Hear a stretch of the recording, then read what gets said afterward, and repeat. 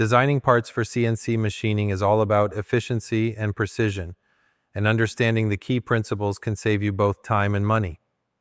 One of the first things to consider is wall thickness. Aim for a consistent thickness throughout your part to avoid warping during machining. Ideally, keep it between 1 to 5 millimeters for most materials. Next, think about tolerances. Tight tolerances can be costly and time-consuming to achieve.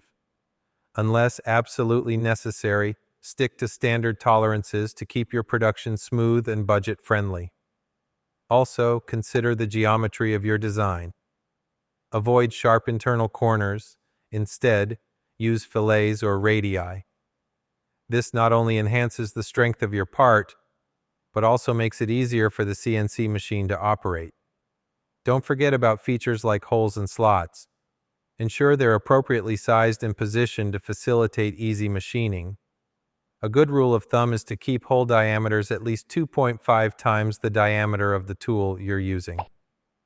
Lastly, always think about the material. Different materials behave differently under machining, so choose wisely based on your design requirements and budget. By following these guidelines, you'll create parts that are not only functional, but also cost-effective to produce.